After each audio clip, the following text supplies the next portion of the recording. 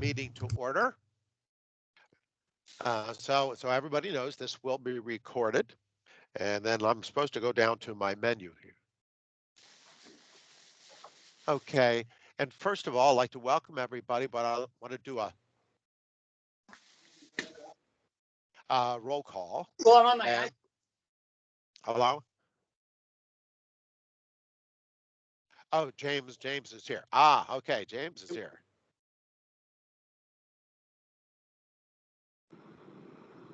Okay. Did you get in, James?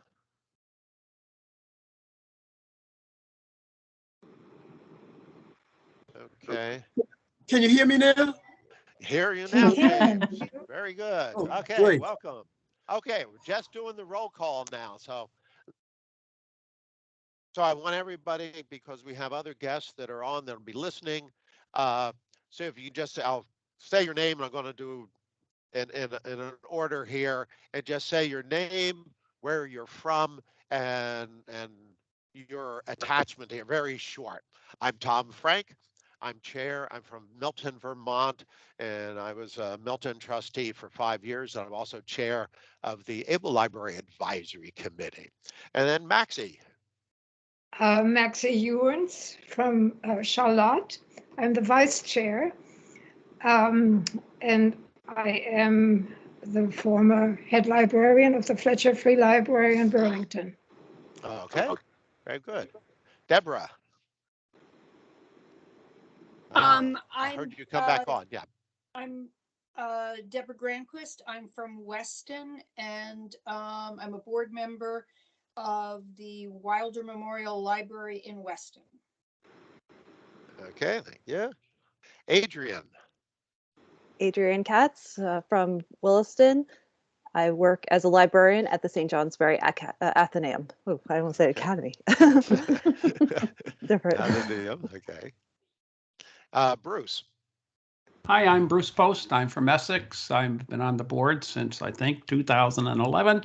I used to write library legislation in the United States Senate Education Subcommittee a long time ago. So there you go. Bruce. Very good. Linda. I'm Linda Sarnioki from Weston. I am a member of the board of the Wilder Memorial Library there, and I should say that Debbie is the chair of the board. Okay.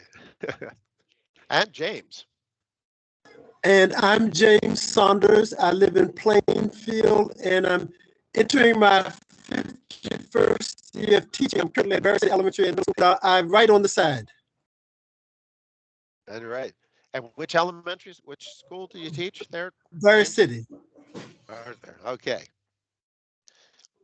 Very good. Okay. And then Kathy, I'll let you come on, and then anybody else that you want to bring in from the library that's here. Absolutely. My name is Catherine Delnau. I go by Kathy. I'm the state librarian, the commissioner of libraries, and I'm secretary to the board of libraries. There are some other members of our department here today, and I'll just call them out. We have Josh Muse, April Shaw, and Jeanette Schaefer. I believe Tom McMurdo may be joining us later, but he has a conflict this morning. There are some other people present, though, Tom. So if you don't mind, do you want me to call on them and yes, they can introduce themselves? You can see the names easier. Just so other people know, those that know me, I'm legally blind as opposed to illegally blind, and that means it's just easier to have Kathy see the names and call people in order. So I see Townsend Librarian, who I think might be Karen LaRue. Can you unmute and introduce yourself?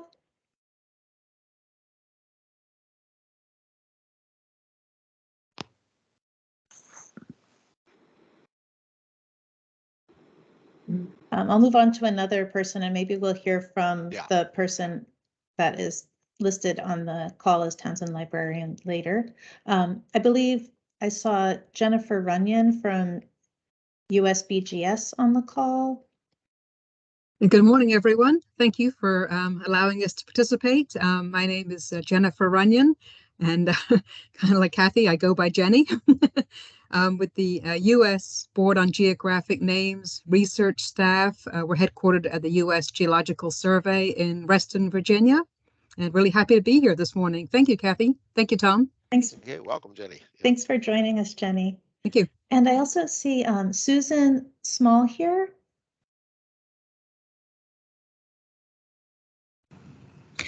Yes, I'm here from the Brattleboro Reformer, interested in the Townsend case. Oh, okay, welcome. And is there anyone else that I missed, or Townsend Library, are you able to unmute?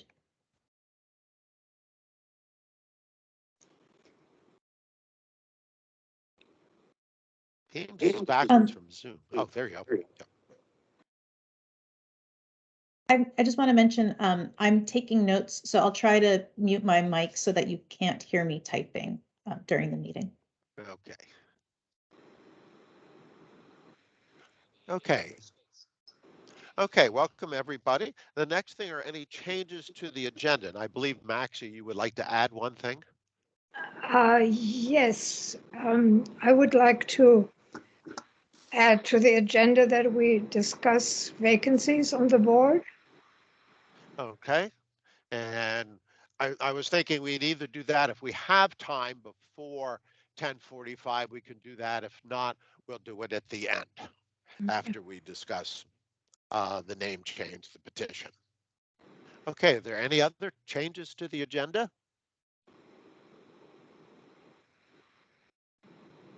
And are there any public comments, I would say, other than the petition that anybody wants to bring now from the public? Because we'll discuss the whole petition starting at 10:45. And if none, we'll go on to the next. Okay, then we have the August 23rd minutes that need approval.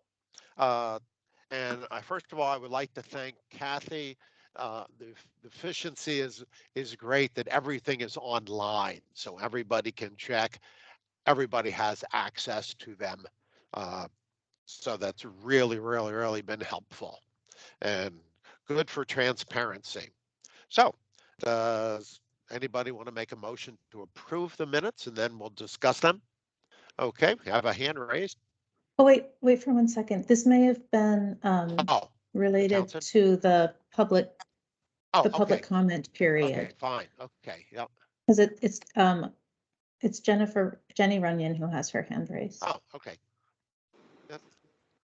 Thank you. No, I should defer to the board members for any comments on the minutes. I do have a comment myself, if that's all right to say something, but I'll yield to the board first.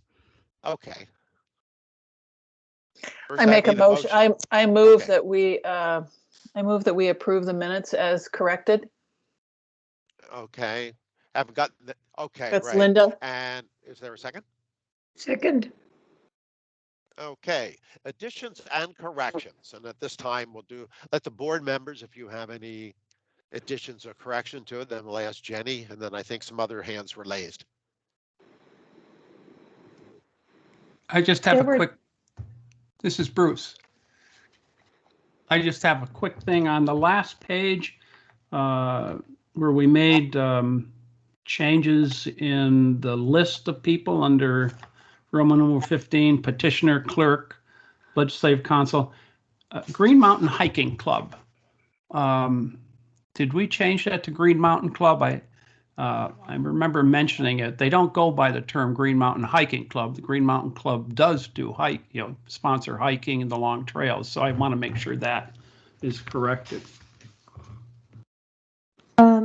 I'm looking right now, and that change did make it to the approved procedure, but I'm striking it from the minutes. I'll strike the word hiking from W in the minutes. I also just want to mention for those of you who are not on the board, earlier we had a version of the minutes up that had a typo in B of that same section on the second to last page, and Linda had pointed out that it should read clerk of municipality, municipalities where feature is located. And one other edit that was kind of a calendar edit from Maxie came in on the final page.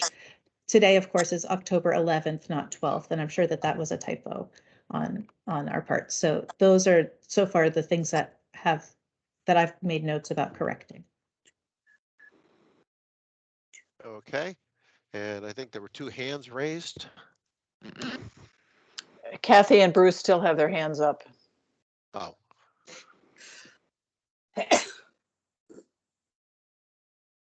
And Jenny, you had a comment. Thank you. Yeah, I hope it's appropriate for me to add something. I just was a little curious.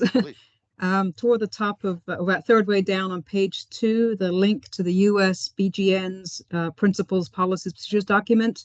That URL points to the Georgia archives. Was that intentional? I know that there was discussion in the last meeting about links being potentially obsolete quickly, but I don't know that we want to link to Georgia. We have a link for our own BGN page. Might that be substituted? Absolutely, and I apologize for that. I think that was an error in the department, so I'll update that. Jenny, do you want to point us to the best page to link to? I know what I think it is, but it would be really great if you could. Sure, I can put that in the chat thread, then I'll be sure to get to the correct. Absolutely. Thank you for noticing that, and apologies for that. No worries, no worries.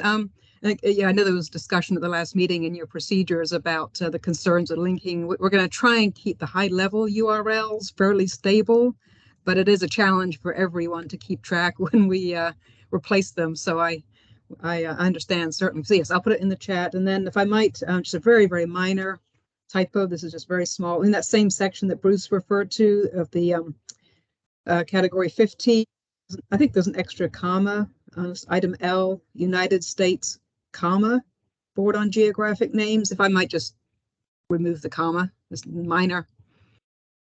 So, done. Thank you so much. I'll be quiet now. Thank you. We'll send the minutes of all meetings to you for proofing, Jenny. Moving forward. No, that was a long meeting to that last month to get, or last time to get through. So kudos for a wonderful job. We really appreciate your detailed minutes. They're very, very helpful. So thanks. Okay, are there any other additions, corrections? If not, all in favor of approving the minutes signify by saying aye. Aye. Aye. Any opposed? Any abstentions? Okay. The next thing we go to. Got the minutes. And I got to go through this whole. State Librarians report. Take it away, Kathy. Thank you, Tom. I shared out the State Librarians report via email so that I didn't need to read it all to you per some prior suggestions from the board. I do want to just point out for folks who don't attend our meetings regularly that all of the materials that we're referring to, hopefully, are posted on the Board of Libraries website. So if you want to see a direct link, I've put in the chat the direct link to the board's webpage and then also to the State Librarians report. In the report, I share some hiring information, which is particularly noteworthy for the board in that we currently don't have an executive assistant in place in the department. So we began the recruiting pretty immediately upon the departure of the prior person in the position, Jessie Dow. And the position was posted on September 23rd. It closed on the 9th. And I learned that we have 21 applicants for the position. And we'll be working to review the applications and to schedule first round interviews with the candidates. So I'm very hopeful that we'll have someone in place soon. And we are really appreciative of the permission we received to move that key position in our team through the hiring process from the Secretary of Administration and from Human Resources. And I want to thank Jeanette Schaefer, who is, because we don't have an executive assistant, Jeanette has taken on the role of recruitment coordinator, and she's really helping in that way and taking on that for me, which I do appreciate. We had 2 meetings of the working group on the status of libraries in Vermont since you last received a report from me in July. There was one meeting that was specifically on the topic of staffing, and then there was a catch-up meeting. And the catch-up meeting was a meeting in which the board, or rather the working group, really processed what they had heard in meetings that had happened previously. The initial meetings that were scheduled on various topics were wall-to-wall public comment from the community.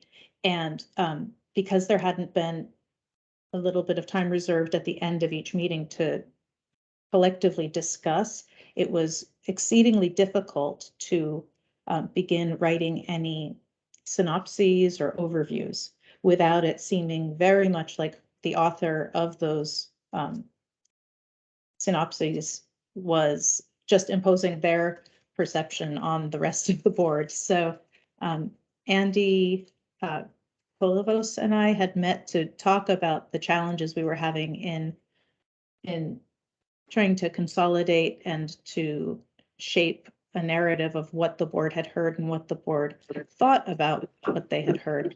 And we decided that we would try this approach of having the whole board discuss each of the topics and review the testimony, both oral and written. So that was a really long and process-oriented meeting on September 23rd.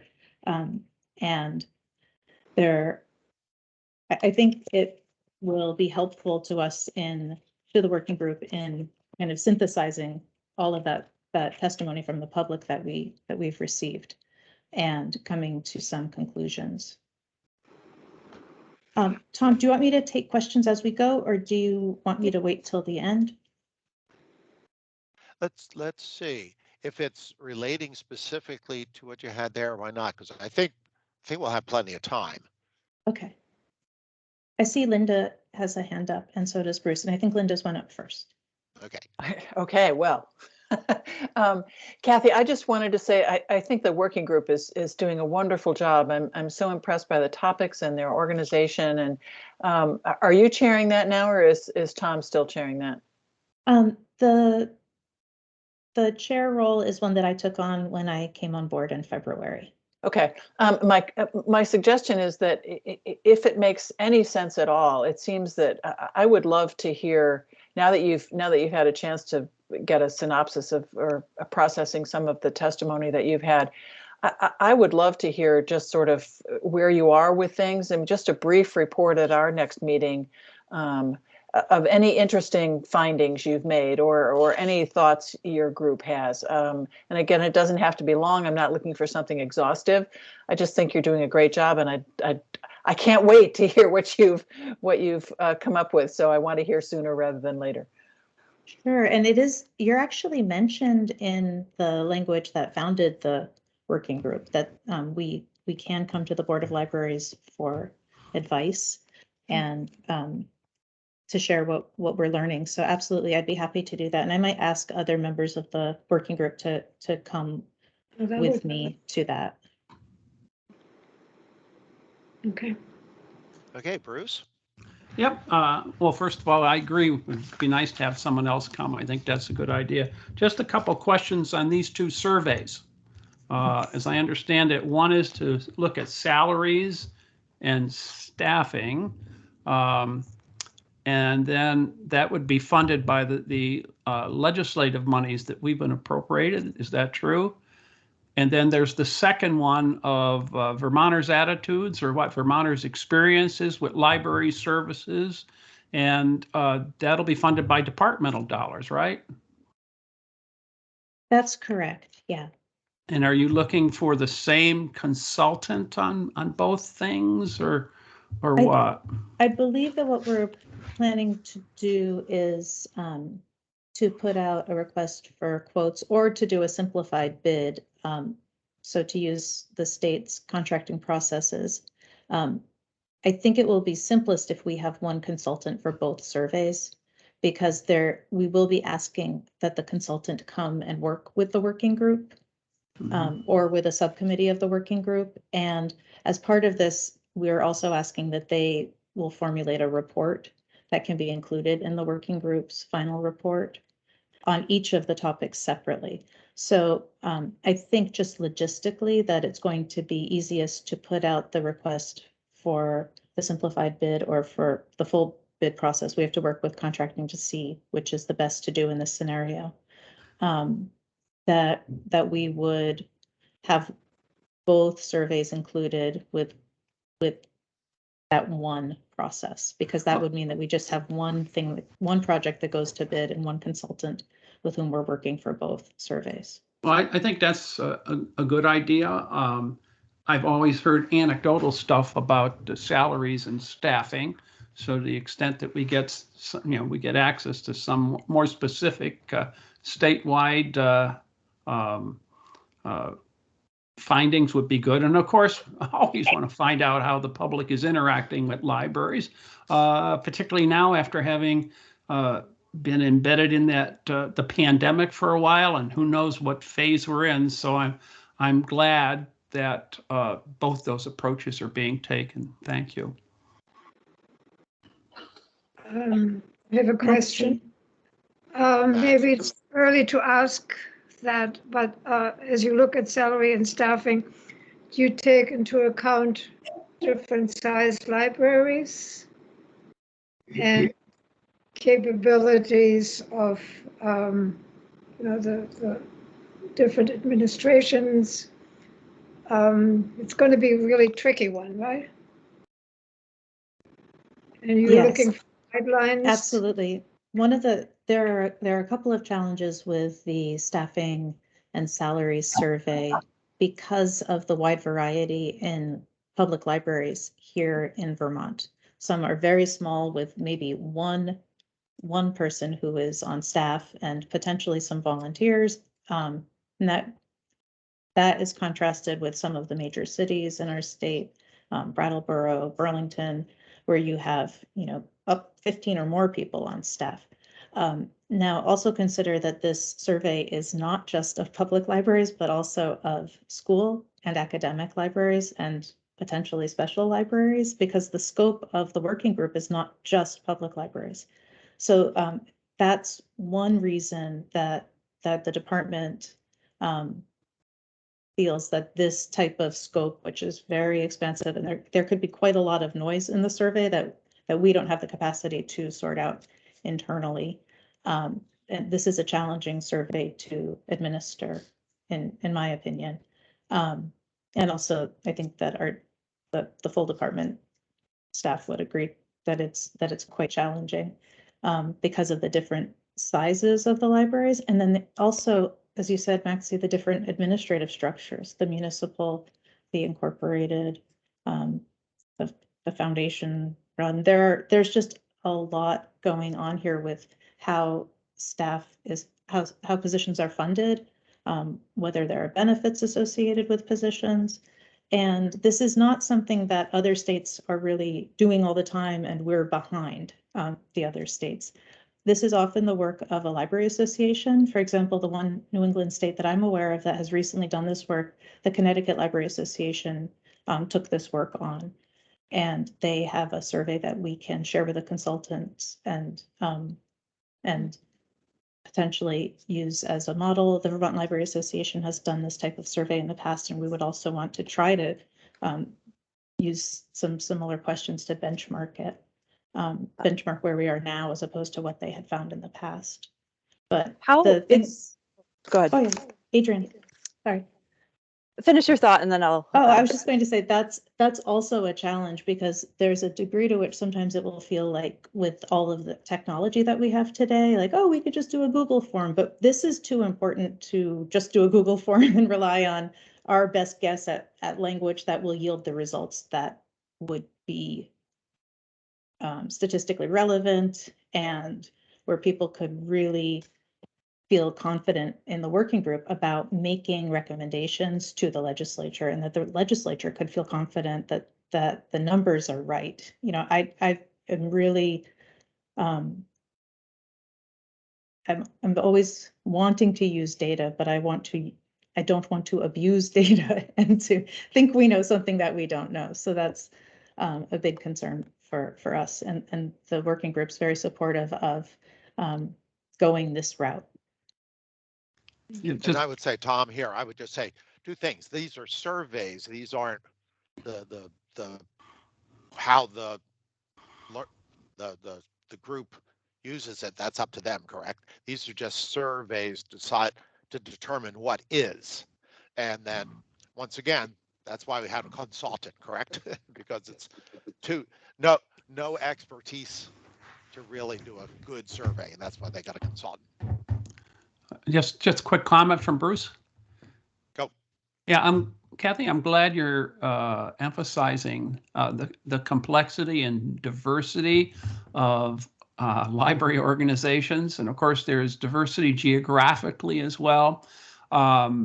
My hope when this whole thing is done, it will give legislators an idea of that complexity. I've found that many of them, you'll mention libraries and they'll smile and they'll talk about their local library and what it's meant to them. But that's about it. Very few, I think, have an understanding of what you've just been talking about. And so I know it's challenging, and the fact that it is challenging should be part of the report too. Thanks. Okay, we have two hands raised or hands weren't lowered. And I also want to say for those joining, we're going to do the petition at 10:45 promptly. So just so they know we're not ignoring them. So my initial question was, how does the Connecticut Library Association compare with the Vermont Library Association? Do they have paid staff, for example? Are they larger? They might have more of a capacity to do this kind of work. So it is good that someone is investigating, like Bruce said, about complexity, but also like if we cannot compare apples to apples, that there is that nuance that's brought out. People are surprised. People are surprised with at my library that we were not closed for Indigenous Peoples Day. Other libraries are. So they were surprised, or that. So like that's answers kind of the question. One of the bullet points for things like benefits, because paid holidays, not paid holidays, which staff get those holidays. That's also part of the picture too. Interesting.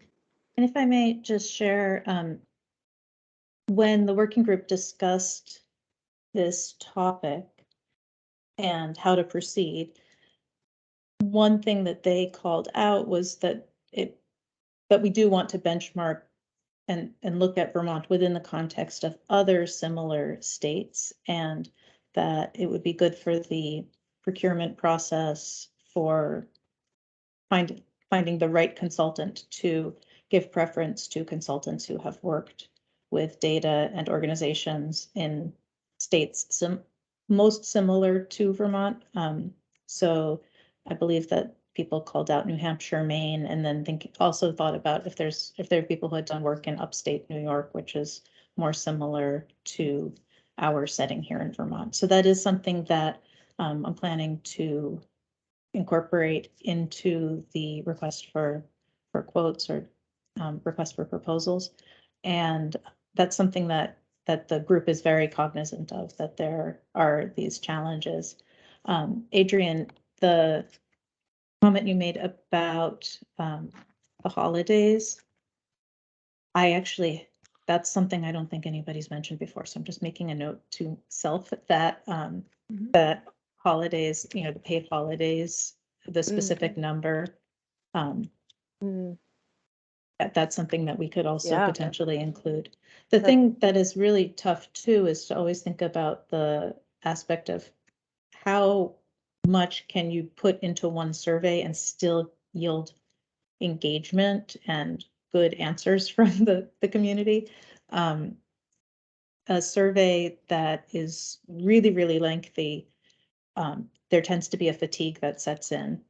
And surveys in which you have to do math to answer the survey are harder to do. I think some of the key things we're trying to identify are the number of paid staff, the types of positions that they're in, And one of the challenges in comparing Vermont to a state like Connecticut is that just the title librarian might mean something in a different state here in New England. Aside from the size of some of Connecticut's major cities and the much more urban aspect, just looking at how they had broken down the categories of staff in a quick review of their Okay, I would say we need to move on topic. to the rest of your report there, Kathy, Okay, because we only have 10 minutes sure. to finish there. So We also, just quickly, we also had the deadline of submitting our initial budget proposals by today, which we will meet that deadline. And something to be aware of is that we were instructed to submit budget proposals with no more than a 3% increase. So we have met that requirement. We were also empowered to submit supplemental budgets that might have an increase and to make cases for that. But we are submitting 2 budgets for that reason. So it's an opportunity for us to have an engaged conversation with Agency of Administration and with the legislature, and we're looking forward to that. I included some information about intellectual freedom at Maxi's request.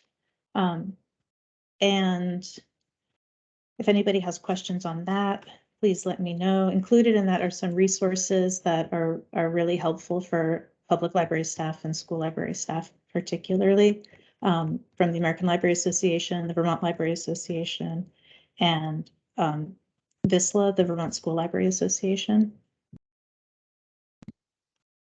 We also provided an update on interlibrary loan. This is the time of year when we grant out funds to libraries to support their participation in the courier system. We're very excited that we continue to make some growth in the number of libraries participating in the courier system. We're now up to 144 libraries, thanks to the good work that April Shaw is doing, overseeing that program for the department. And of course, our contracts and grants administrator, Lucy Fortier, is exceedingly busy granting out the money to all of those 144 public libraries. Another fun thing that we're doing to get state employees engaged in reading. Oh, I'm sorry. April just said to me 134. So there are 134 libraries involved. We have a Vermont State Employee Book Club, and we are reading The Most Costly Journey, Stories of Migrant Farm Workers in Vermont, drawn by New England cartoonists. If you have not read this book yet, I really recommend it. It is a lightning fast read. It's done in graphic novel format, and it is just so it shares such meaningful stories about the experiences of Vermonters who are primarily farm workers, and they're immigrants to Vermont. And it's a very powerful book and sheds some light on an area of life in Vermont that people may not be familiar with. And finally, I just wanted to share that we had a really wonderful partnership with Vermont Humanities and brought Jason Reynolds to Vermont to talk about the book Stamped Racism, Anti-Racism in You. And I went with Jeanette and some other members of our team to the event on October 3rd at Middlebury College. And I just want to be listening to Jason Reynolds all the time. So for anyone who missed that, I know that there have been some opportunities to catch him online in other venues, and I recommend looking into that. And if you haven't read this book, it's an amazingly written, it's a condensation of Ibram X. Kendi's much longer, much heavier tome on the same topic. And I do recommend you look for it at your local library, because it really crystallizes some of these ideas about anti-racism and the conversation in our country. So it's just a really powerful book, but highly digestible, having been written for teens. So I'll be sure that the title, well, you can see the title in the in my report, but I'll also make sure it gets into the minutes. Thank you, Kathy. Okay, any questions? Quick question from Bruce. Well, first of all, I think I was at the department when we were up in Berlin when we launched that courier service, if I remember correctly. I remember the excitement about it. So I'm glad it's proving popular. On the question of the intellectual freedom, you mentioned some of these challenges to books have been coordinated nationally. Have we had anything wash up on our shores and our libraries of that nature? I know up here in Essex, we for a while had huge arguments in our school board about critical race theory. I'm just wondering if what's happened with banning books or filtering things. Thanks. I haven't had anyone reach out to me. I'm just pinging Jeanette to see if anyone in her team has supported folks locally in challenges of print materials. And Jeanette, you can feel free to unmute and answer the question that Bruce brought up if you'd like. I do know that we have really been helping people to focus on sort of prevention as the best medicine, really working on collection development policies, strengthening the local understanding of what the library does by working with the boards of trustees at each library in Vermont, so that if there is a book that's challenged, there's a process for challenging it set up, and people can make those very local decisions. I see Jeanette's on camera, so I'm going to pause. Yep, thank you, Kathy. Yeah, we've seen a few challenges here and there at school libraries, not at public libraries that we know of. We have seen at public libraries some challenges regarding events and programming, and we see some folks from out of state calling in as well and challenging programming that's happening in some of the libraries. Thanks. Yeah, thank you, Jeanette. On the programming topic, we do recommend that libraries also develop programming policies, sort of similar to the collection development, but thinking of your public programs in terms of an offering that you have for the public, and that you're mindful of a certain set of considerations, and the programming fits within a certain context for particular audiences. When programs are challenged, it's very similar to a book challenge. And so having a similar structure in place can be helpful.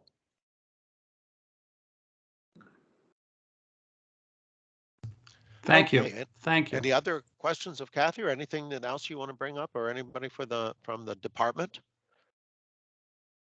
I have a comment. Pardon? Maxie? I have a comment. I just want to refer to the newsletter, Kathy. I loved the Children's Book Award section that we have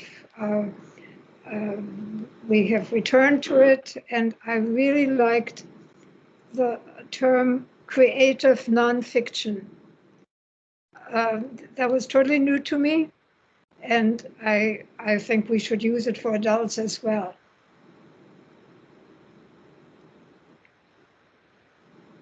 Thanks, Maxie.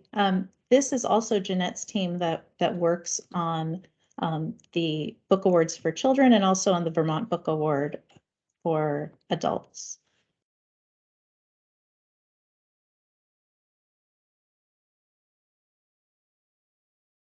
Okay. Any other thing? I don't think we'd have enough time, Maxie, just to really do yours. So we'll do yours at the end, and we can go. We have a couple minutes early, but at least we can get people on. The procedure I want to follow is that I heard. I'll start then. Then one person raised their hand, and I'll let them speak. Lynn Shea has, who is the petitioner.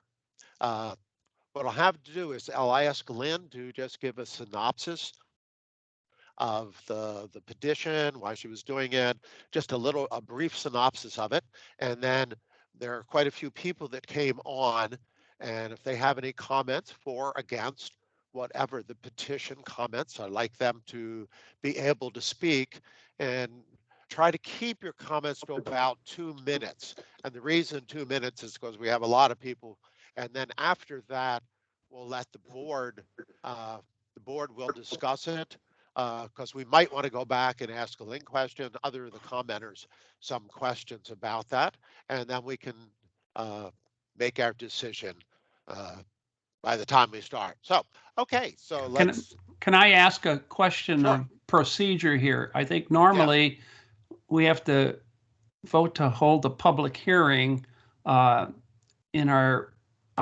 capacity as the geographic naming board for the state, because it's not part of, in strange in a way, it's not part of the regular function. I'm going to ask Kathy. Kathy, you found out it's technically not a hearing, correct? The council that I received it's part of our regular meeting, and I think that the way that the board has updated the procedure, Yes. Okay. that we call it out as something that you call it out as something you do as part of your regularly scheduled meetings or special meetings. Okay, thank you. Yeah, and that's why we had the procedure. So if you have already questioned it, we just go back to our procedure. What did we say? Yes, and this has been reviewed by the attorneys. So fairly good. Okay, other question. Yes. Tom, this is Deb. Yeah. If I may make a suggestion, that when the petitioner presents her explanation, that she also talk about why she believes the proposed name change meets the requirements of the state statute. Right. Okay. Very, very good. And I know Lynn has been on for a while listening to us. So, Tom, and this is Kathy. I see that there are a number of folks who have joined us. Would you like me to read their names so that we have some record of who was here for this portion of the meeting? Yeah, because we do need a record. That is correct. Okay, thank you. If you could. So I'm seeing Charles Marchant, Lee Petty, Matt Dean, Matthew O'Donnell, Sarah P., Stephanie Amiot, Susan Small here. Townsend Library we've learned that Karen LaRue has brought up the hearing on one of their patron computers in case anyone at the library wanted to see it. They aren't able to speak back to us, but that's Karen and folks at the Townsend Public Library. And then I also see our discussion. I'm sorry, the discussion. I also see Witchy, and I believe that's Witchy R2 from the Windham County branch of the NAACP. And then I see, I think I just heard Witchy. She's fine. She didn't break anything. She just. And then also Win.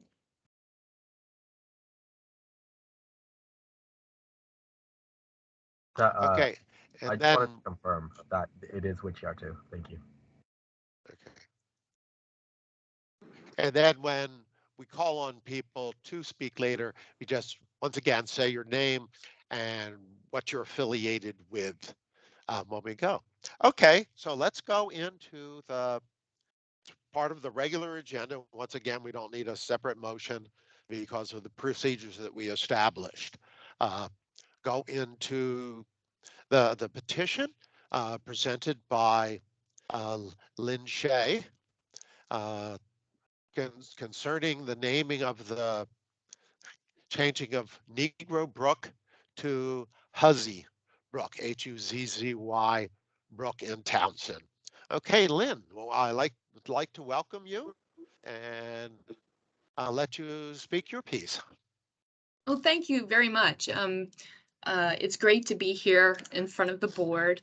I think you're familiar with this long process to try to rename Negro Brook.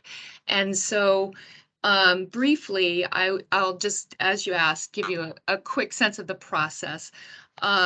You know, when the previous petitioners were not successful in renaming the brook, you know, a few of us got together to just say, we're still committed to this work and we would like to rename this brook. And what we decided to do was essentially start from scratch. And the first thing that we did, and I want to just mention the small group of people that were colleagues with me in this work. Stephanie Amio, Wishi Artu, Sarah Palacios, and Juliet Carr. And Stephanie and I decided that the first step was to meet with Charles Marchand, who is the president of the Townsend Historical Society. In this process, I want to make sure that I am not speaking for others, and Charlie is here, so I'll let him speak for himself at a certain point. But we wanted to sort of find out what people were thinking and get recommendations on the name for this brook. And we came out of our work with Charlie with the idea that we would like to name the brook after both Susanna and James Huzzy. We met with, again in brief, we met with the select board a couple of times. We worked closely with Sherwood Lake, who is the chair of the Townsend Select Board. And we met with the Historical Society. So this is over a period of over a year now that we have been working to have an inclusive process and get as much feedback as possible from the folks in Townsend. I'm a Townsend resident. So, you know, I think what I would say is that because this was during COVID, we were meeting online at times, although we did meet with the Historical Society and Select Board, or I did in person on 2 occasions. You know, we couldn't go to town meeting because we didn't have a collective town meeting with townsfolk. So what we did was we, as recommended by the select board, we had a desk for like people to come and sign this petition. That was like a 2-hour process at the Riverbend Market. We also put out petitions in a couple of local general stores. And, you know, I would just sum up the process as an incredibly positive, supportive process where people were just so enthusiastic about this renaming. And I found it heartwarming that people drove to the country store, drove to the Riverbend Market just to sign the petition, didn't even go in.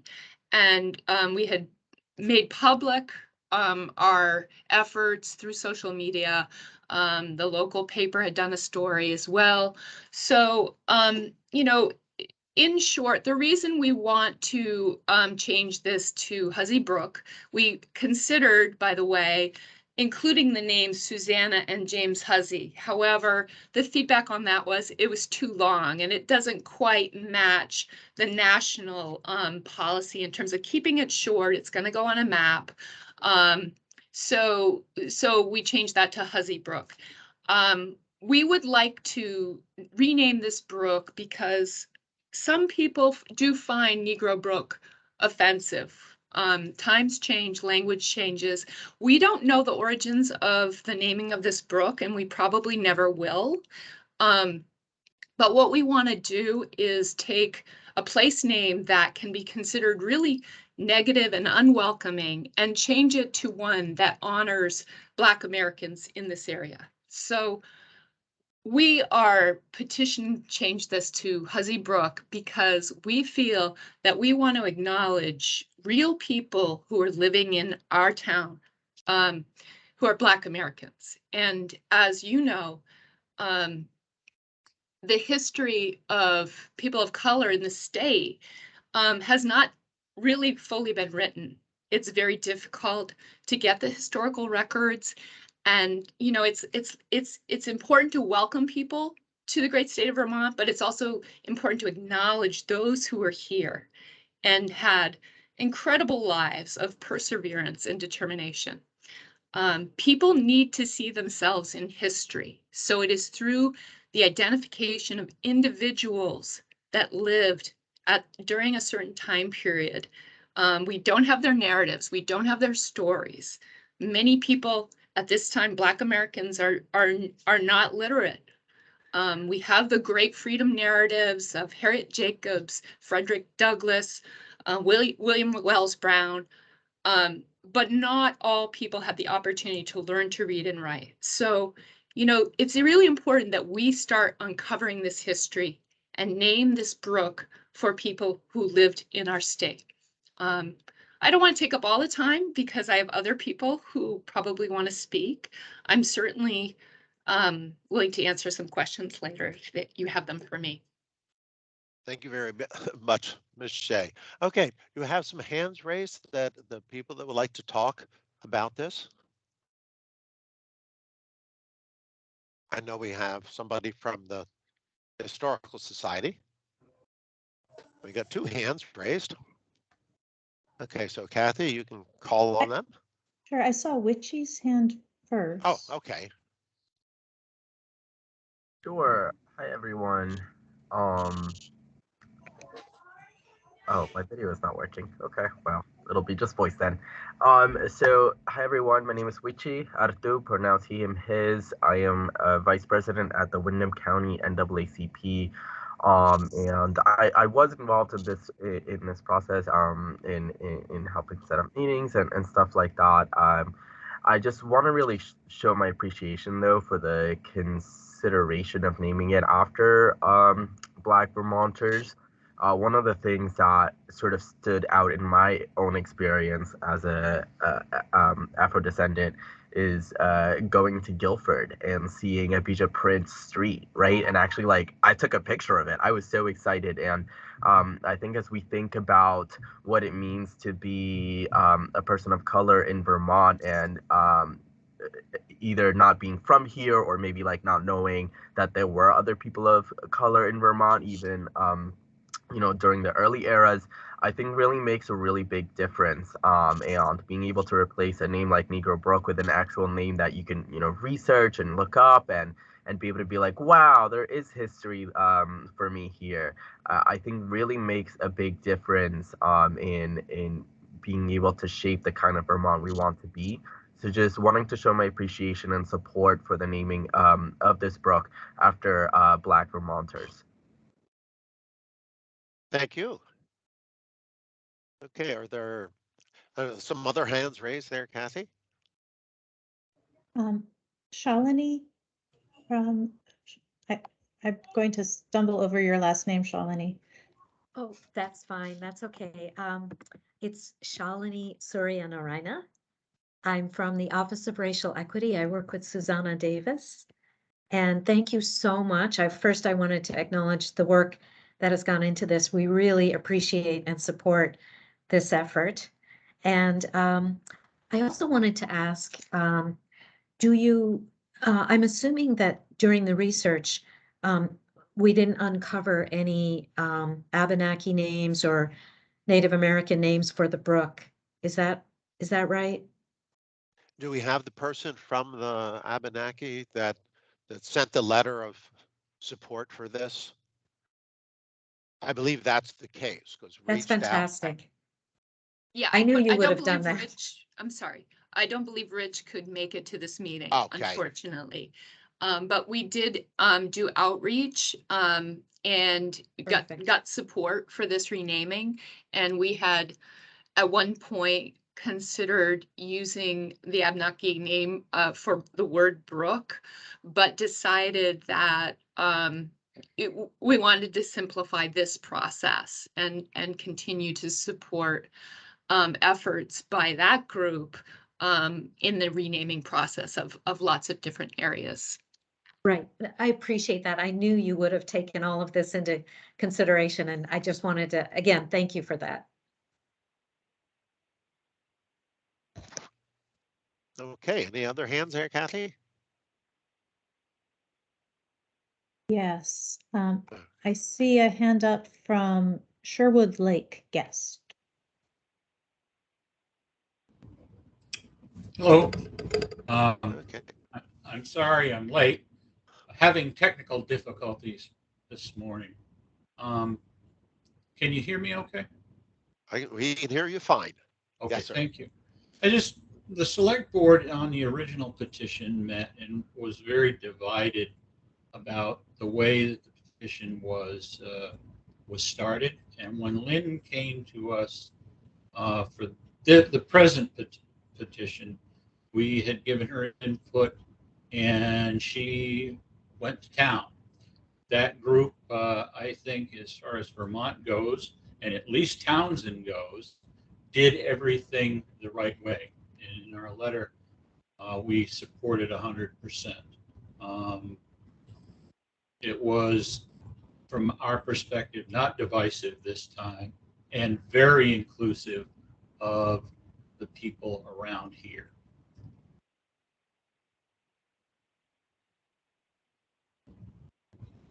Okay, thank you very, There's very another, much. We have 2 more hands, I think it said. Yeah. yeah. I think that Mr. Sherwood's hand was still up, so I'll put that one down. And then I see Charles Marchand's hand. Oh, Marchand. From the Historical Society, correct, sir?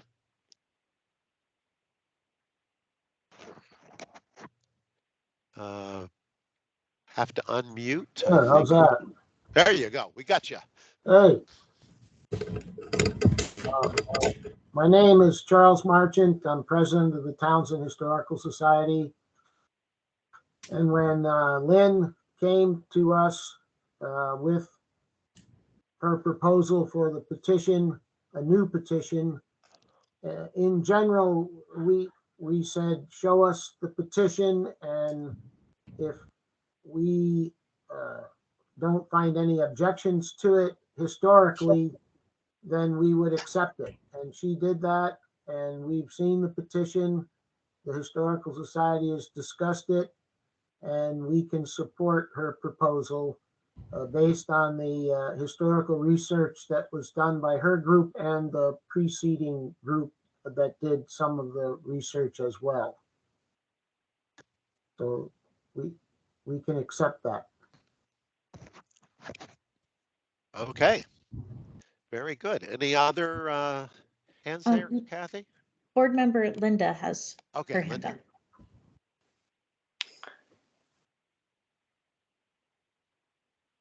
Can't hear you. Sorry. Oh, I Got it. Am I okay now? Can you There hear you me? are, Linda. Gotcha. Okay, sorry, I clicked it twice.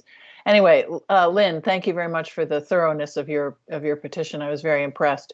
I would, a number of people in their support mention many members of the public signed your petition.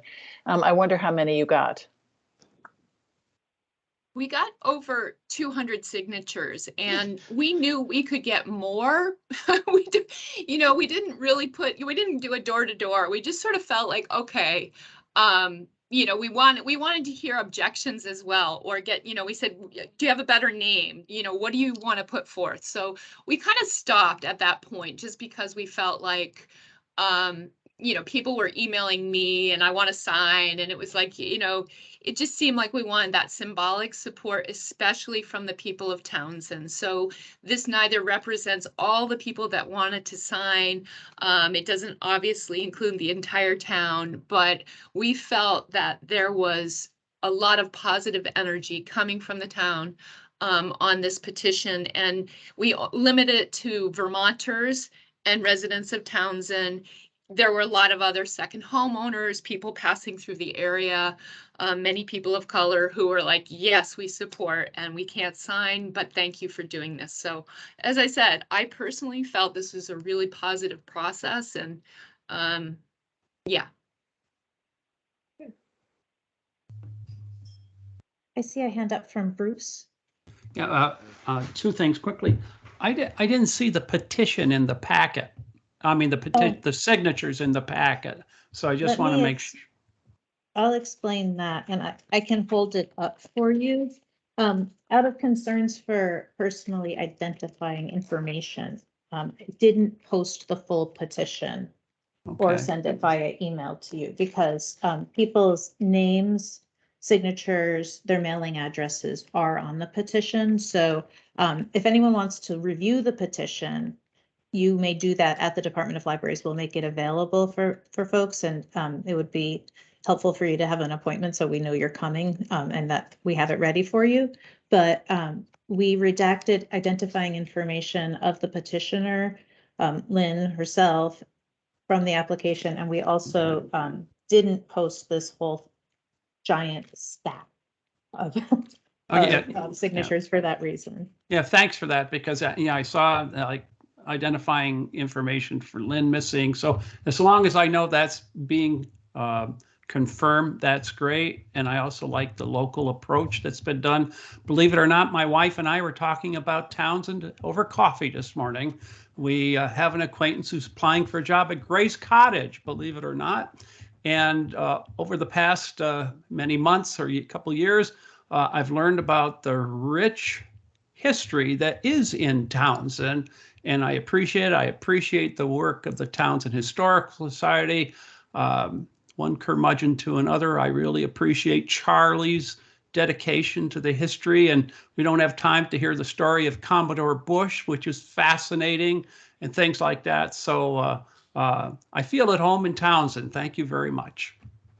Okay, very good. Okay, any other hands? I see a couple other people came on, but I didn't know if they had any other hands. Okay, if not, then the board. There's a one hand raised. Lynn put her hand up right as you said no more hands. Okay. I would be remiss if I didn't acknowledge the work of the previous petitioners, Elise Guyat, who did a lot of the historical research, Evan Littman and Alex Hazard, because it was their efforts that sort of brought us to this process. I also want to acknowledge the two park employees from Townsend State Park who showed up to sign our petition and offer their support, as well as the several individuals who, with their organizations, wrote letters of recommendation, because it was really gratifying to get that support, and they were quite eloquent in their support of our efforts. I will say the previous petitioners, yeah, got the ball rolling. Absolutely. So it did come out, but then we came around full circle and we're here. Okay, another hand. Yes. Maxie Ewan. Oh, Maxie. Thank you very much for your report. Have you given some thought of putting up a marker that kind of explains some of the circumstances of renaming the book?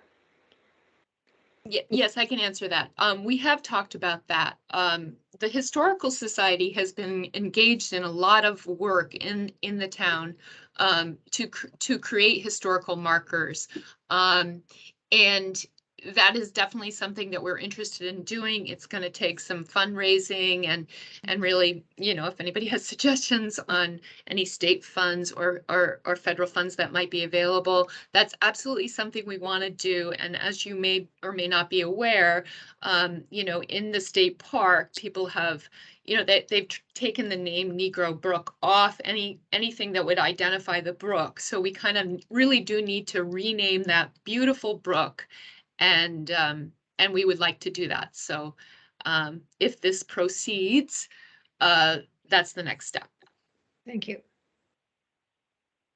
Okay, does any members of the board have any questions of the petitioner or the other people that spoke? If not, what are your opinions? What do you wish to do? Oh, I have one. Any other discussion? Yes, Bruce. What about the bridge? Wasn't there a stone arch bridge over the brook? Did it have a name? We don't handle transportation features. So I'm wondering what you've been doing in that regard, Lynn. I haven't been doing anything, but Charlie has been doing a lot. There is a really nice marker on the stone arch bridge that is very close to, well, the brook runs through it basically, which I believe is named Follett Bridge. Or if Charlie can answer that question better than I, perhaps he would. Can you hear me? Yes, sir. This is Charlie hear you. again. But I can't figure out where my hand raising thing is. There are 6 stone arch bridges in town. They are all built by James Otis Follett between 1894 and 1910. They all have names based on the road that they're on. So that bridge is the Follett Bridge at State Forest Road. And the others all have similar names. Ah, okay. It's probably the federal government probably likes Follett Bridge. That's short. Deb has her hand up. Okay, Deb. Can't hear you. Oh, I think you're muted. I would like to reiterate the thanks from the other members of the board for a very thorough presentation and application. And if the chair is ready, I am ready to make a motion. I am ready. I would like to make a motion to approve the application from petitioner Lynn Shea to change the name of Negro Brook to Hussey Brook. The name meets the requirements of the state statute 10 VSA section 151 to 154. From a process point of view, the application was thorough and the process appears to have been very inclusive. And it complies with the newly adopted Vermont Board of Libraries geographic naming procedure. Okay, do I have a second? I'll second it. It's Bruce. Okay. Okay, any additions or corrections or discussion? If not, we're ready for the question. All in, is there a comment from somebody? Oh, James? Not coming No, in very no, well. I never comment.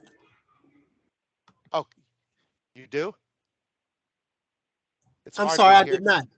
Oh, you do not. Okay, I just heard a little background noise. I wasn't certain. Okay, thank you. Okay, so hearing no other discussion and the motion in front of us, all in favor signify by saying aye. Aye. Aye. Aye. All opposed, say nay. Any abstentions? The vote is unanimous and we approve the petition to change the name of Negro Brook to Hussey Brook. I would like to say a couple of things at this time. Number one, I really, really appreciate the thoroughness of your application. And from now on, I think that will be the paradigm. If anybody wants to know how to do it, here's one, and it's a controversial one, and you can look at the whole history if you want, and this is the correct way. And not to disparage the original petitioner, because they did a lot of research, they did a lot of work. It just happened to be that wasn't falling within the realm and all the work. And now and thank the work of the board for updating our policies and procedures, which are now posted on the web, so everybody knows exactly what we're following. I will believe in the past we were asking questions that weren't really actually within the law. And I thank our library director, because Kathy, every time I talked to her, when she talked to her, she went back to the original law and said, the law says this. Okay. And this is what we require. This is what we ask. And once again, I'd like to thank Lynn and everybody that worked with you for this. Okay, I think there was a hand raised, was there not? I did raise my hand just quickly. This is Kathy, the state librarian. I want to make sure everybody knows what the next steps are. Right. So, Tom, true to form, I'm going to look back to the procedure of the board. And the next step is that Lynn, you'll receive notice in writing of this decision by the board. We will also notify the municipalities where the geographic feature is located. I believe some folks are here today, but we'll send a formal notice to the select board. They had asked for that, but it's also part of our procedure. The local media, I believe that we have a member of the local media here today, but we will definitely let them know as well. We will notify the United States Geological Survey and USBGN in writing. Jenny is here from USBGN, so she's aware, but this will all be done in writing. I'll make sure that for any notifications via email, make sure that I get a response to them so that I know that people receive the message. And I've been CCing Chair Tom Frank on all of the communications around geographic naming. So other board members, you're welcome for not flooding your inboxes. I just flood Tom's. That she does. So I do also want to clarify something, because there's something now that this one has moved through the new process successfully, I do need to go back and make sure that those steps were taken for any other petitions that had been heard in recent years. Because it's possible that that's an area that didn't always get that follow through. In Vermont, this is the new name. The name of the brook is Hussey Brook. So on Vermont's maps now, it is called Hussey Brook. If the federal government puts out a map between now and such time as a petition is heard with them, I think that they would still be using the old name.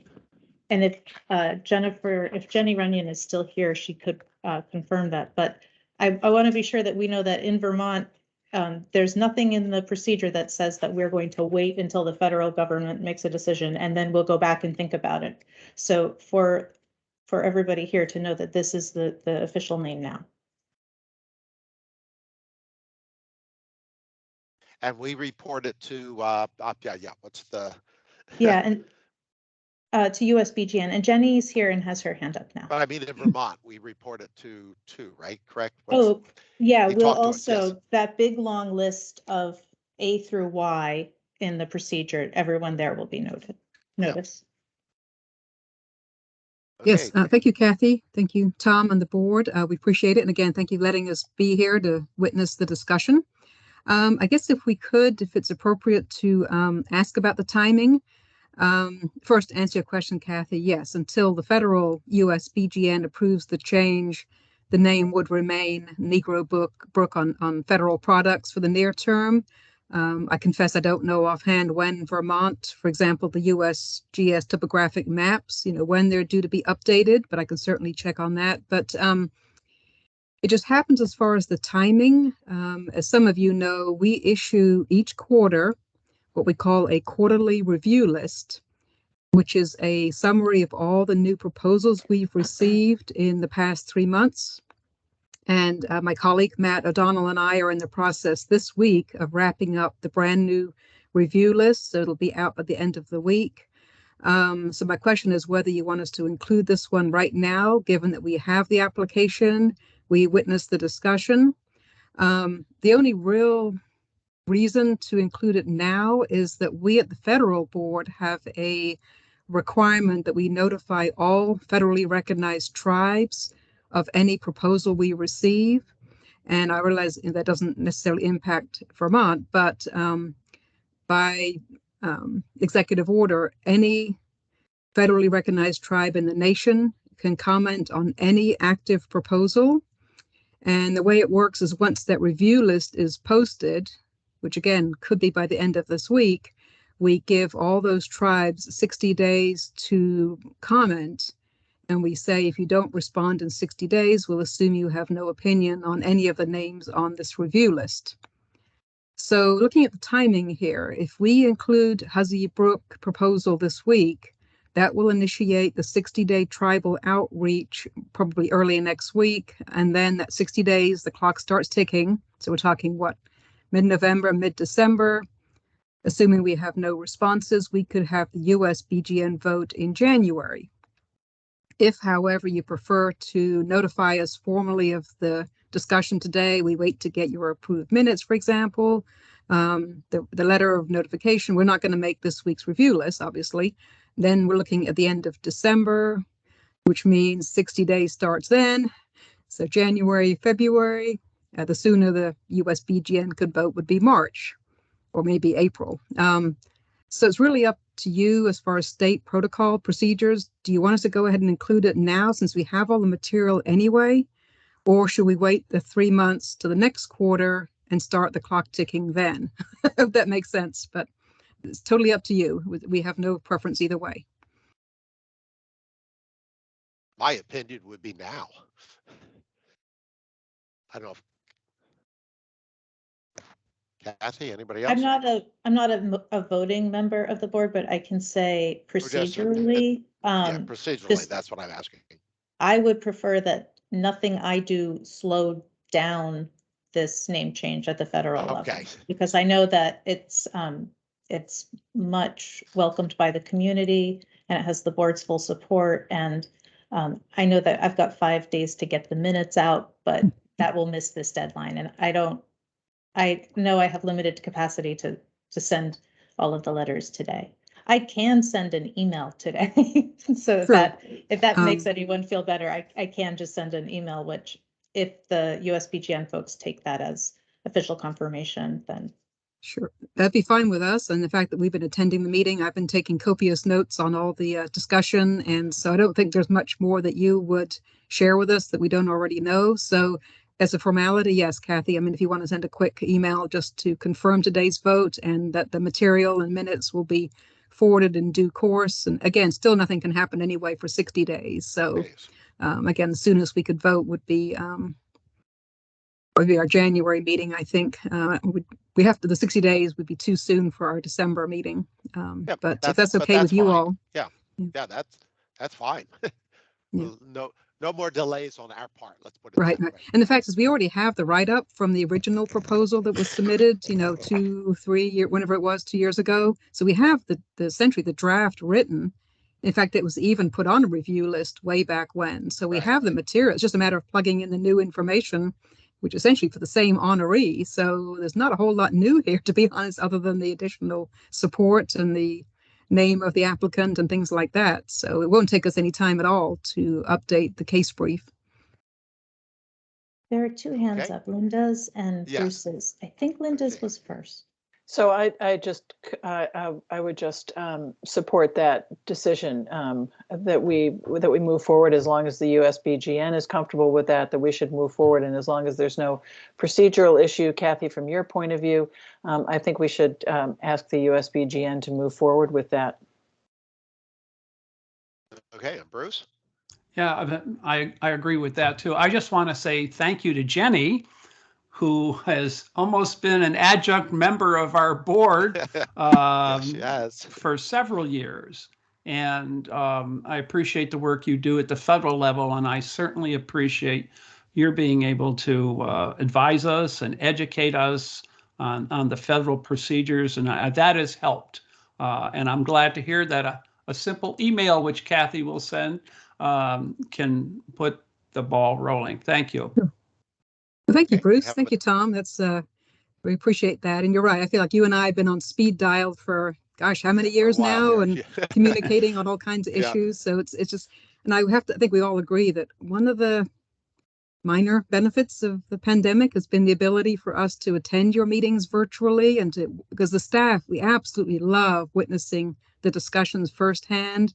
No matter how wonderful your minutes are, it doesn't capture the emotion or the discussions that happen firsthand. So we really appreciate being able to participate and listen. And again, when we report out to our BGN members, we can say, Matt and I were here. We heard the discussion. We heard the passion in the room. So thank you. Thank you, Bruce. And thanks, Kathy. And This has been wonderful. So thank you.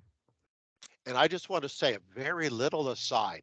My wife and I spent a couple of weeks down in Biddeford, Maine, along on the coast there. She likes to hear the waves crashing and all of that. And one of my apps, I was just looking at close by points of interest, and there was Biddeford Pool. There's a couple of things, Smith Island and Lobster Island and Rock Point Island and Negro Island. And what was that? Off of the coast of Biddeford is Negro Island. And I said, oh, that might come up sometime. But that's funny you say Maine. that. Yeah. There was some email activity just this morning about a Negro Island in Maine. And actually, I think there are a couple of them. We've got a couple pending. So this is very much a nationwide issue. And anyone that's been following the news, there's a lot of interest now in changing names that are perceived to be derogatory. So the timing is perfect here. So in a sense, this is one less name for the federal government to have to deal with, 6, 9, 12 months from now. So yeah, this is perfect timing. And they can look at our website and they can see how it's done. That's right. To change. If I could just, I wanted to just make a comment based on Jenny's comment. Board, what I'm hearing here is that even if we go in person to another location, we should try to continue to host this type of meeting in a hybrid style. My understanding is that sometimes in the past, we had gone to local communities where the board had visited local communities and heard from the community members close to home, which is really convenient for them. We'll want to make sure if we do that type of thing on a day that we have a geographic naming, that we work internally to set up the equipment to make it possible for anyone interested in attending, including our colleagues at USBGN, to come. I also want to be sure, I know that that not everybody who is attending the meeting can read the chat. And I want to be sure to capture what's in the chat right now for the recorded record. And I don't think that will happen unless we read it. So comments from 3 folks are in the chat right now. Matt Dean said, wonderful outcome at long last. Thank you, Lynn, and all who worked so faithfully to make this happen. Shalini Suryarayana, I did not say that well, Shalini, I'm so sorry, said, so pleased with this outcome. Thank you again for these efforts, and thanks for including us, Kathy. And Stephanie Amiot said, thank you so much, tears and gratitude. To answer the earlier question about Indigenous name, there was none known, and the local tribe fully supported our petition in writing. Just a quick comment. I'm not chair anymore, but yes, I would second the idea of allowing for remote access. We did about 4 or 5 years ago, back down there in Windham County in Rockingham, have a meeting. 45 names were considered for Brooks in that area, and Deb and I were the only 2 board members that could get there. Unless we had a remote option, we couldn't have had the hearing or the meeting and made those approvals. And we actually had to stretch a phone line from the first floor of the Rockingham Library up the exterior through a window, and it only came so far into the room. So we had to move the table back so the cord could reach and things like this. But then we had a subsequent meeting there, maybe a year and a half later, and we had a video link and other things. So I think this is really good for local people to participate, and also our friends in Reston, Virginia, where I used to live. So thanks. Yeah, so we make it a deal that we do make it access, and because the library's working to make sure at least the libraries all have access, right? Yeah. Money's being spent on that, and we can work with the local libraries and part of all the infrastructure that we're working on. Okay, any I guess more if I might, comments? I'm sorry. Yes. Sorry, no. go. No, please, Tom, no, please, no, I interrupted, I'm sorry. No, please, I was babbling, so Oh, I'm good at please go babbling. ahead. I just wanted to obviously state for the record, obviously it goes without saying that obviously if any concerns are raised at the federal level, if we receive a response from a tribe or any interested party with any concerns about the proposal, we will of course share that with the Vermont board and give you an opportunity to respond. I don't envision any, but I've learned in this business never to predict the outcome of anything, as Bruce knows very well. Yes. But again, I'm cautiously optimistic it'll go just fine. But if there's any feedback or any reaction, we will certainly let you know. So. And it is one of the things we added to the procedure, and this has just been only the last couple of years since we dealt with Mount Escotney and then Pagebrook, because somebody brought up, well, you required us to contact the Abenakis. How about Pagebrook? Well, we didn't. So we're still looking at that one. Yeah. So it helped us be much more inclusive, and we thank everybody for that. Yeah. And I guess I should add too that in the federal government, we're only required to consult with federally recognized tribes. We do not consult with state recognized or non-recognized groups. So that would be certainly something that the state should do per your guidance, but we would not reach out to any state or non-recognized tribes.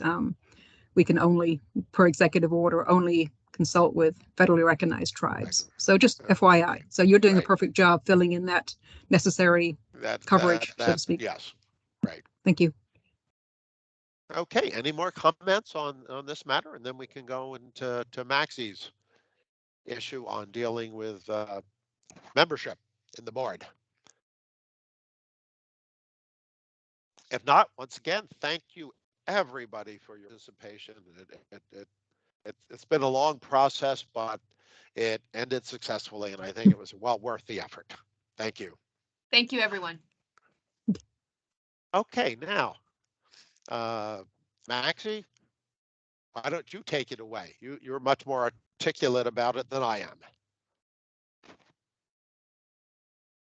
Uh-oh. Okay. There I just okay. unmuted myself, and I'm sitting in the sun, which is absolutely wonderful too. Probably our last sunny day. And I have to open up the door because I'm in the sunroom, and it's getting too hot in here. Oh. Yes. Well, I think Bruce and Deb are wonderful board members. However, your term has come to an end, correct? Yeah. And, since our bylaws state, I believe they state that we serve a certain term or fill out a term, I'm really concerned that we now look for new candidates. And I would like to put it to all of you, what kind of criteria, if any, do we want? Should we talk with the administration to see if they have any suggestions? I believe I talked with Deb about this at one point. Should we go to trustees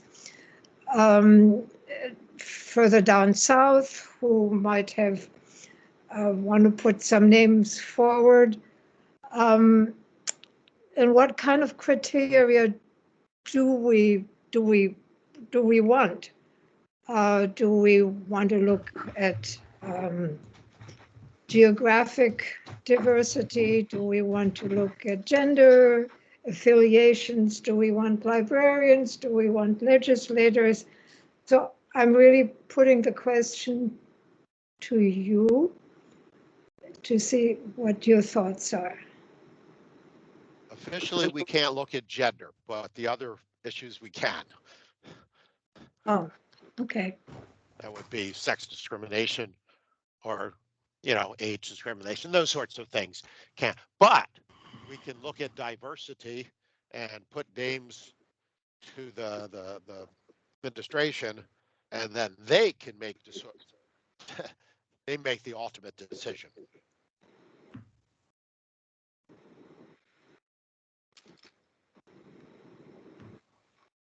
Don't everybody speak up at once. Deb's got her hand up and now is unmuted. I have a question.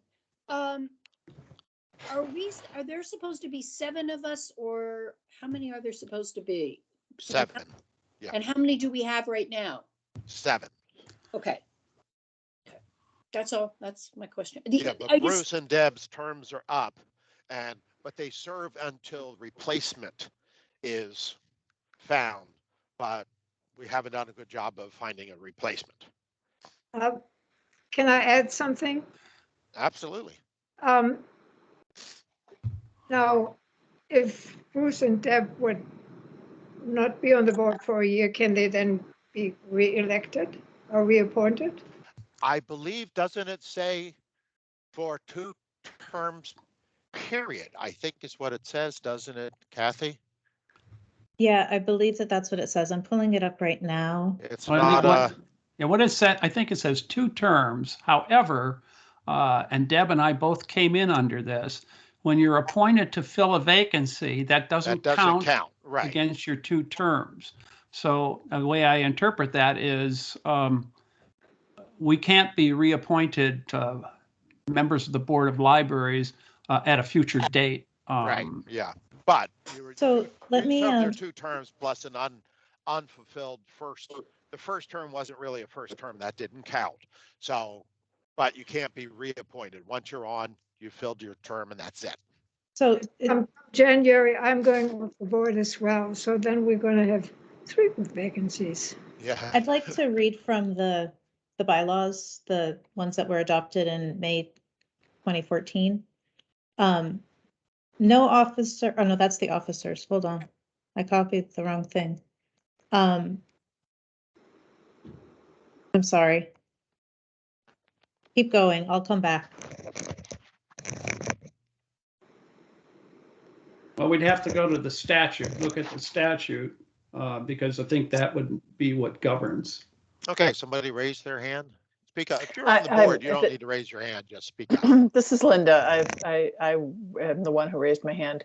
I think that it's important that the commission have members that represent both geographic diversity and library diversity. So it would be wonderful to have a school, or I don't think we have a school or university library represented here. I think that would be very helpful. I think that a legislator, I like that suggestion, Maxie. Mm-hmm. I think those would be the 2 areas that are, I guess 3 areas that are important to me. Geographic diversity, type of library diversity, and maybe size of library is part of it as well. And seeing if we can get someone from the legislature who would be interested in serving. Although, is that a conflict of interest in some way regarding particular legislation that might be coming up? I don't know. I don't know. As far as I know, no conflict of interest because they don't benefit financially or anything. Everybody has interests. Librarians have interests, but what we do, we're just an advisor to the state librarian. We don't make those decisions whatsoever. We're just an advisory, and then we name things, and that's it. Well, it seems to me that it's really difficult to find somebody who, I know there have been some concerns. I've reached out to a couple of people, and they don't quite understand what's involved. 4 meetings a year, but then possibly other subcommittees, committees. I'm really inviting you to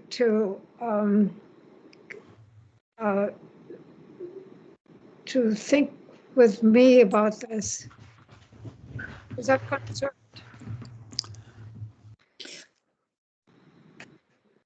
How can we make it tempting to join the board? That's my question.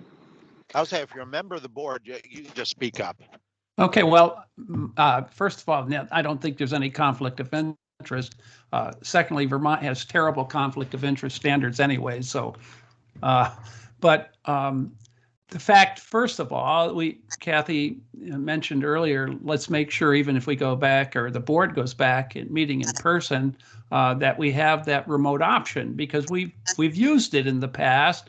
We have Deb couldn't get here from Weston once during a snowstorm or something, and we patched her in. We've got that big juggernaut down there in Weston, 2 members from a small library, my problem is I know a lot of people in Chittenden County, and boy, we're in some way we're overrepresented in Chittenden County too. And then, of course, there's the age issue. Certainly, you can't go out and say we want to look for someone in the 30 to 35-year-old age bracket, and stuff like this. But young professionals or people interested in libraries would be good too. But again, it part of it depends on personal contacts. I got named at the end of Jim Douglas's term when there was a vacancy, and they're sitting in his office trying to figure out what to do about naming somebody to the board of libraries. And Josh's wife, Josh Fitchew's wife, who's a friend of mine and a close advisor to Jim Douglas, well, why not Bruce Post? And so that's how I ended up on the board. I don't know if the Scott administration reaches out to people or anything, but I wish I could be more helpful, but I'm limited in terms of my range here, although I know people all over the state too, so. But I think all of us need to just look a little bit. I got Adrian because I knew her father. Then I knew Adrian. And as soon as she said she's going to wait a second, I know somebody young, lower our average age group, from about 90 down to 89, I think is it. Yeah. Debbie, go ahead. Just a couple of thoughts. As I have served on other boards, I think that the discussion so far has hit upon some of the issues around who do we look for to serve, and how do we give them the information and provide them with information that will make them want to serve. And so I agree, it sort of maybe almost starts with a analysis of what is on the board now in terms of the things that Linda particularly raised around geographic diversity, role diversity, size of library diversity. Because, Bruce is going off and he is a Chittenden County person. I'm going off, I'm a Windsor County person. And I recognize that from a population point of view and an activity point of view, the northern part of the state is a more large active area. However, we do have libraries in practically every community in the state. So, we can talk about, and we can also talk about what skills or role diversity we're losing by losing Bruce and me. The thing that I really, there's two intangibles that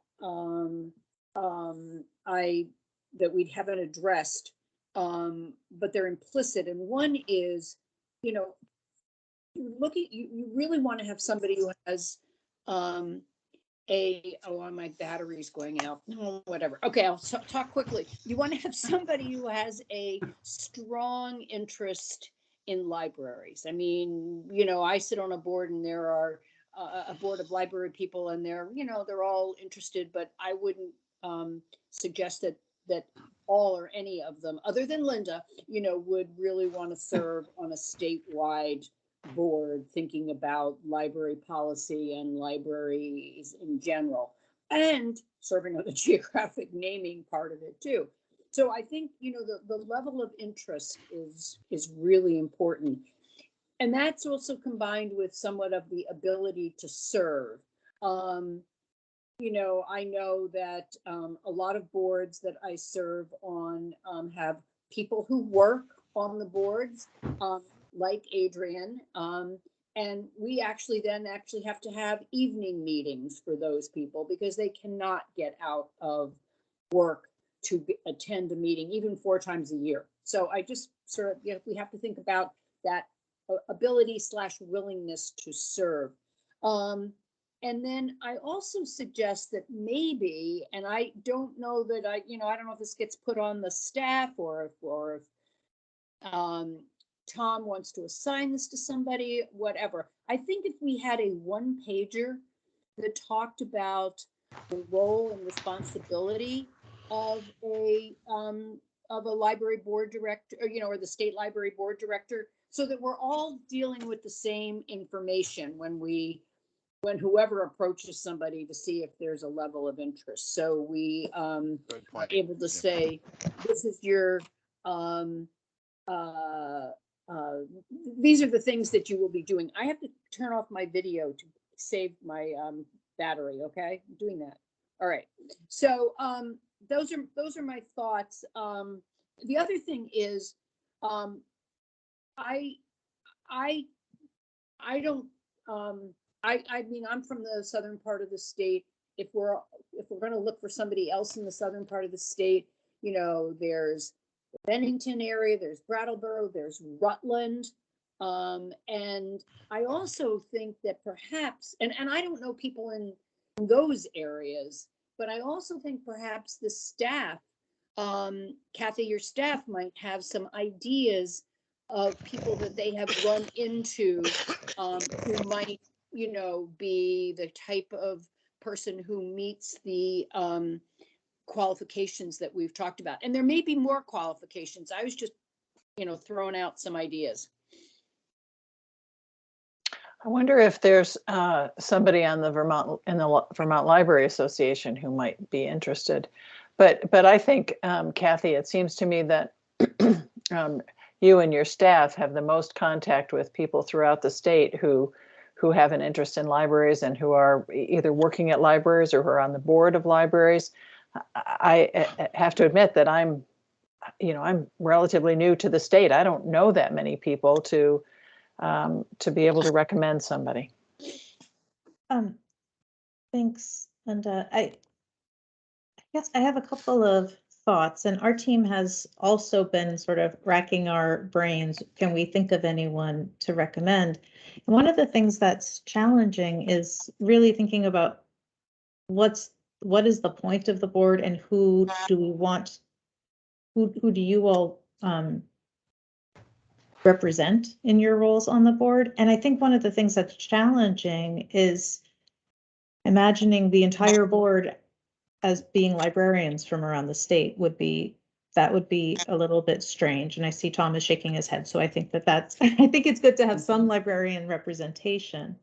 What I have noticed is that the same few people tend to have to serve in many, many different roles. And Adrian and I have just been talking about this recently, where somebody says, I'll do XYZ on VLA, and suddenly they have 6 other boards that they're on because positionally they're the one person. So they get very quickly overloaded. We're at a time right now where the trustees and friends section of the Vermont Library Association has a pretty, they're challenged to do their work because they don't have that much engagement. So I wonder if it's a matter of maybe there's a communication that could go to the trustees. I mean, to me, the idea that the Board of Libraries is made up of primarily people who care about libraries and have some demonstrated commitment to libraries, like I've been hearing, but then also who have some sense of that responsibility that comes with the stewardship and shepherding of libraries. It might be that we could let trustees around the state know that the board has 2 openings and see if anybody wants to volunteer and talk, if anybody's interested in these, reach out to us. And of course, then there's always the point of they need to then, the names get passed to the governor's office. And so the governor will make the final call. So it's always good to have more names than spots. And we have 2 spots and soon to be more spots. So our team works with many individual library directors and staff throughout the state. We do some outreach as well and some work with the trustees. I can definitely ask the staff who support trustees most directly if they have any suggestions. But I wonder if a more direct appeal from the board members yourselves might be fruitful. I really like that idea of sending out a note to trustees around the state, see if anyone's interested. Maxie, I'm sorry, you raised your hand. I just talked. No, just a quick comment again. So Deb, were you talking sort of about a job description? We talked about that at one point. I think it wouldn't hurt because let me just go back to what Kathy just said, which is that I think that the staff probably knows more about library people around the state than I do, for example. That said, I also agree with Kathy that it might be good to, well, and I also like the idea of doing some sort of a notice via the listserv or whatever. I think that's a good idea. But I think it would also be nice to make sure we know what we're asking people to do before, that maybe that one pager, at least in our minds, that we know what we're asking people to do, so that when somebody calls up the state library department and says, hey, I'm interested, what do I do? I don't mean how do I apply for it, but what actually is the job of this person. But I'm jumping around, I apologize.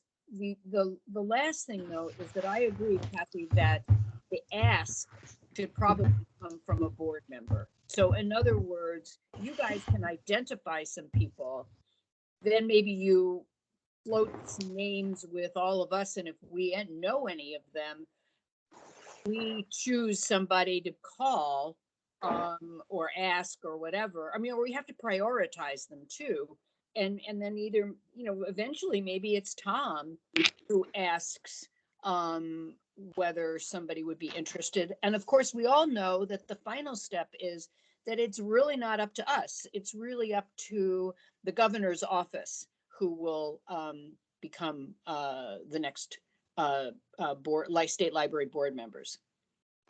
Yeah, and I would say the couple things. Yeah, I can call. That's not an issue. But let's say the thing on the advisory part, on the naming, that's pretty cut and dry. It might be controversial, might be just pushing it through. But on the advisory part, what do we advise? Censorship, all of those sorts of things. Funding, not for individuals, but in general, oh, that's a good idea to fund on there, but I hear they're really short on such and such. So that's what we need to do. And that's why we need the diversity of small and then geographic, because, Swanton or the Grand Isle have different needs than Burlington does, obviously. Well, this is Bruce. Just first of all, yes, I agree on a sort of I hate to call it job description, but a narrative about the responsibilities. And the advisory function is sort of the most amorphous. It is the most amorphous of our 2 duties. And, when I was asked by Governor Douglas and Wibbs to be on it, and I talked to Josh, I almost decided not to do it because I looked at this and I said, God, they don't do anything. They really don't have any power and stuff like this. And we began to crystallize, though, what we could do under that function when we had that strategic meeting down in Weston at the Vermont Country Store upstairs, and Wayne Granquist, really hammering it home to us as the moderator what the limitations are, what the possibilities are, and so I don't know how you capture that. I also think Scott Murphy and Jason and now Kathy used us differently than did Marty when I was on, first joined the board. So it can be a valuable function, I believe, depending on the people and what they can bring to it. And also, I wouldn't sell short the geographic naming thing. There are some people that really like that. You might find them too. So I don't want anyway, to sell it short. I'm just saying that's pretty, in one way, straightforward. You can say you could be Negro Brook, very controversial, but it's still, this is what you do. This is what we have to do. Look at, and we make a decision. That's a cut and dry, as opposed to the other part you said, very amorphous, that we're an advisory and it changes. Actually, I have to say the geographic naming part is the thing that made me decide to join, because I think like that's that, huh? so interesting. Yep. Can I make a suggestion here, Tom? Please. I wonder if, given the fact that we're 5 or so minutes from the end of our meeting, I'm wondering if we can set up a subcommittee that takes a look at this and would be charged with doing the wonderful things that Debbie suggested, that is putting together a job description. You're right, Maxie, that's sort of what we're looking for, a job description. Talking to Kathy about can we send out a note to and that group should also look at what we have in terms of geographic diversity, who we have on the board at this point. Look at how we might contact people around the state. How do we advertise this opening, and talk to Kathy about best ways to do that. And I would be don't call happy it a to. committee. It's not a committee. It's a subcommittee. No, it's we a don't call working it a committee or subcommittee. It's a work group.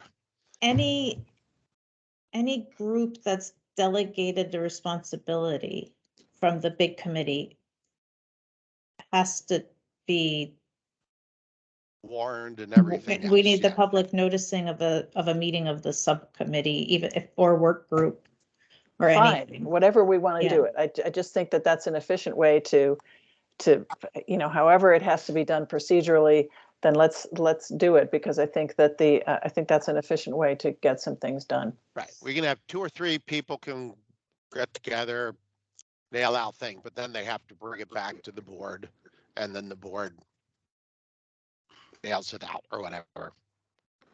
And then we make a decision. That okay? That's fine, Kathy, right? Or does a work group have to be? So how do I? If I'm doing the work and I have individual meetings with you and you advise me, then I can bring something back to the board. But if you, Tom, and if the full board votes to create or to give authority to a subgroup to come back, it's just that there's a lot of noticing. Okay. And so you got a couple of folks like we did before, and then they can work with you to come up with that. And then I would come back so I could meet with everybody in the board individually. You could meet with everybody in the board individually. And then I come back with my proposal that I bring to you. But okay, that sounds good. Alternately, it's sometimes easier to just say, let's have a 2-hour meeting on this one topic, and we just add a subcommittee meeting, and it's just a matter of it's really a matter of putting it on the web page. I probably need to be there to be your secretary unless somebody else is going to take notes. And then the public noticing involved with it. Yeah.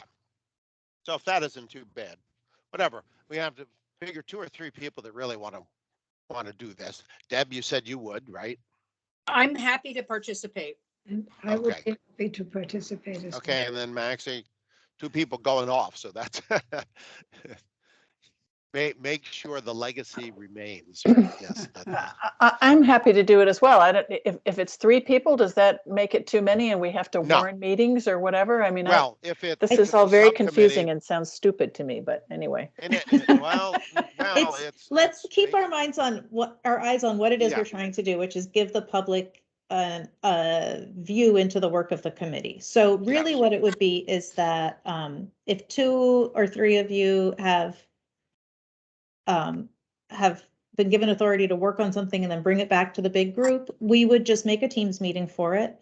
And you would do it in this kind of online format, or we would say you're meeting at XYZ coffee shop at 10 o'clock and you make yourself that anybody can sit near you at the coffee shop.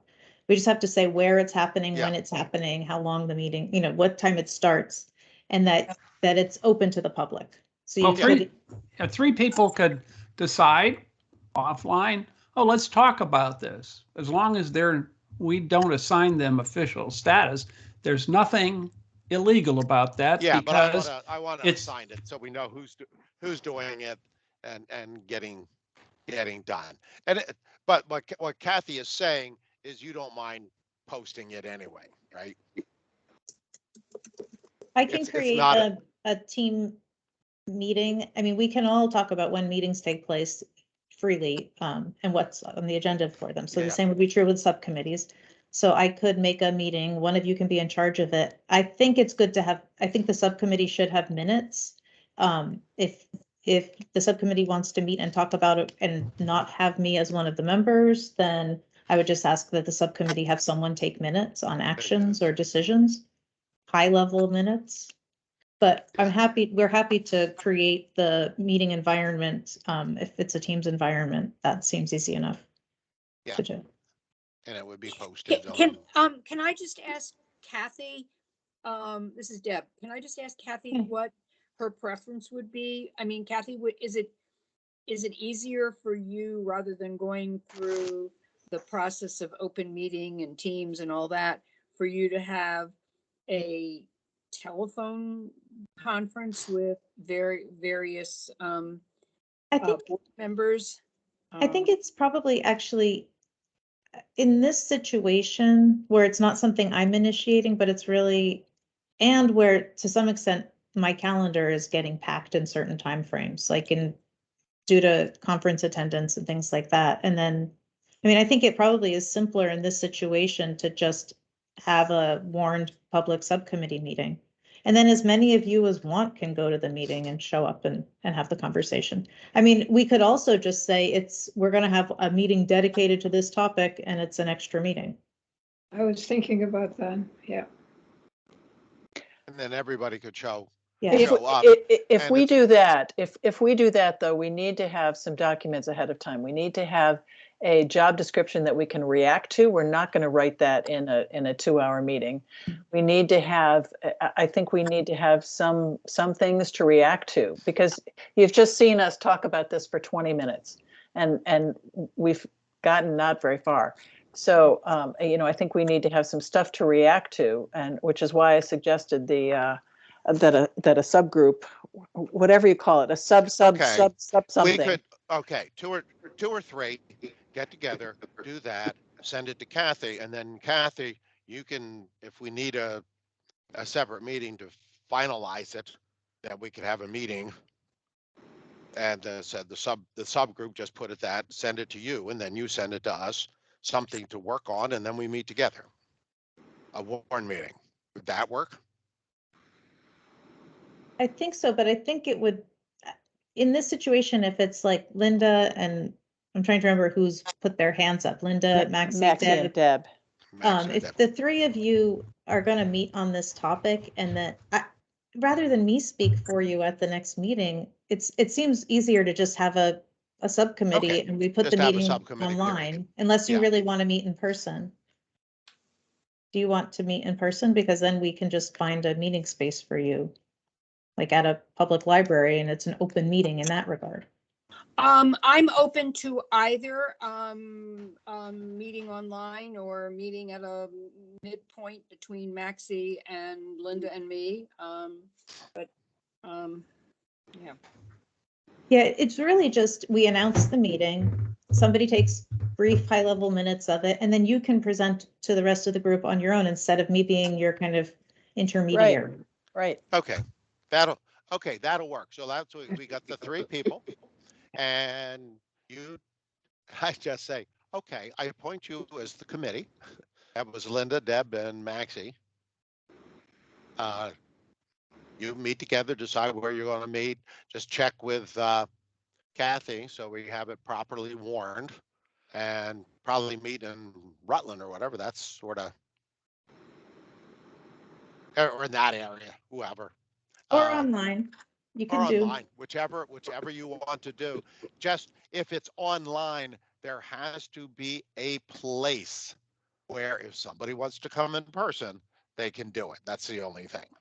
You can say I'm meeting in my house, and Yeah, you could do a meeting without that, like the board had been doing. The thing we've been doing here in our meeting room is sort of additive, but we could make the space available to people who wish to. And then they could do, if they wish to, they could show up there, right? Okay. So if I guess the next step would be if the three of you could let me know when and where, online or in person, and if you need help, if you wanted to meet in a library and you wanted support from our team and connecting with people at the library to get you a space there, let me know. Does that make sense for next steps? Yes. Okay, thank you. Could I ask Linda to take the initiative on that? Sure. Okay, thank you.